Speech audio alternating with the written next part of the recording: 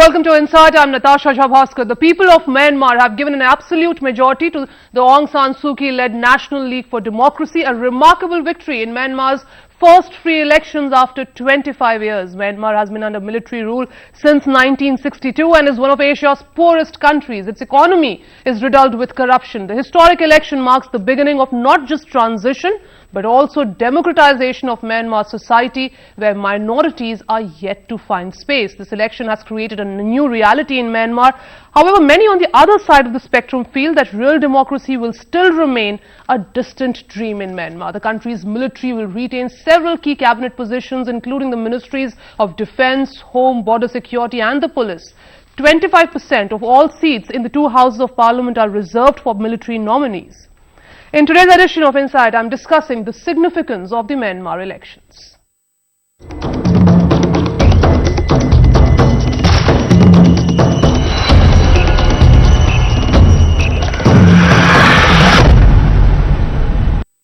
Joining me on the show today, very esteemed guest, with me, Director of India Foundation, Alok Bansal. Thank you very much, Captain Bansal, for joining us in this program. Also with me, Colonel Danveer Singh, he's Associate Editor, Indian Defence Review. Thank you very much, Colonel Singh, for joining us in this program. Also with me, the Regional Editor of Inter Press Services News Agency, Ranjit Devraj. Thank you very much, Mr. Devraj, for joining us in this program. But before we start the discussion, have a look at this report that will brief you about the just concluded elections in Myanmar. Its biggest stride yet in a journey to democracy from dictatorship. And all thanks to these voters in Myanmar. They prayed day and night and finally their prayers were heard. It was a clean sweep for Aung San Suu Kyi's party. She won Myanmar's landmark election and claimed a staggering majority in parliament, ending half a century of dominance by the military. But this Nobel Peace Laureate is banned from becoming president by junta-era constitution, just because she married and had children with a foreigner. The constitution bars citizens with foreign children or spouses from holding the top office, ruling out the Nobel Peace Prize winner, whose late husband and two sons are British. A solution to this problem has been found reportedly. Suu Kyi will pick someone amenable to her party and make all big decisions. Now all eyes are on the challenges the new government faces. Though Suu Kyi has already planned her way. She has pledged to pay special attention to ties with China. China was Myanmar's lifeline for 2 decades when sanctions prevented most Western businesses and financial institutions from engaging with the country during military rule from 1962 to 2011 that left the nation underdeveloped. At this point, when the challenges facing Myanmar are daunting, will Suu Kyi be able to keep up to the expectations of the people? With Natasha, this is Nutan Mishra for Loksabha TV.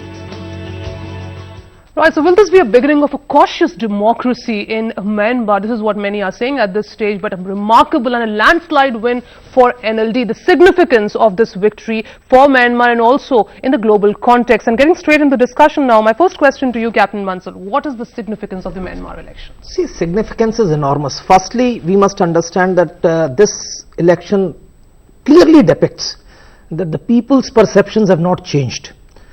They have voted overwhelmingly for Aung San Suu Kyi because many people believed that she would not be able to get that sort of an overwhelming majority, because 25% of the seats with serving military personnel who vote en masse, even if she would have got just majority, it would not have served her purpose. But this is a resounding victory. Even the big stalwarts of USDP have lost in the elections. The second thing is, what is important is that when people are talking that this is a transformation to democratization, etc., what the last election showed was that if we start jumping to the conclusions, we often sometimes have to repent.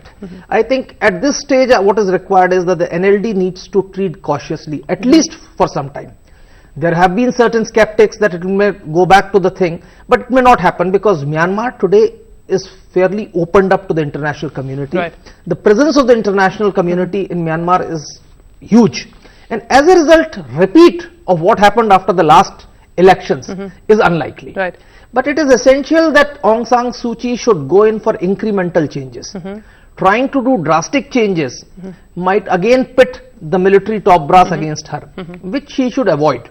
And I think she's agreed that the president would be somebody else. Right. And if she starts clipping military's powers gradually, rather than going whole hog, that is to probably bring down the numbers from 25% or to give them autonomy to vote. Because as of now, the military members not only constitute 1/4 of the parliament, they also vote en masse. Right, but what are her remarks right after the landslide win, where she also said that I will be above the president and I'll run the government and we'll have a president who will work with the policies of the NLD. What does this mean? That will the president will just be running a puppet president, and it will be primarily the parliament running the government?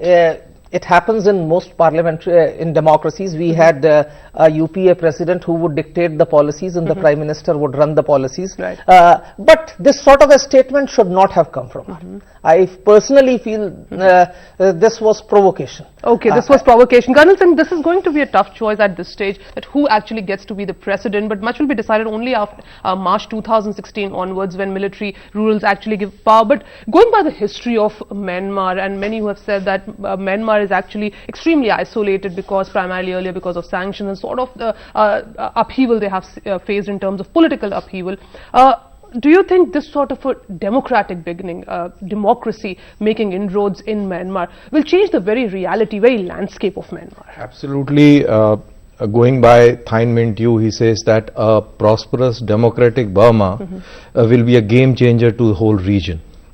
So probably the process has started, but at the same time, a word of caution here is that the Chinese have already voiced their concerns that the new setup should not ignore China. Right. And this should be seen in context to what a US senator in 2010 had said, that it should not happen that Burma becomes another province of the Chinese. So the whole thing is to be seen in that light, and what Captain Alok has said, that it has to be very gradual.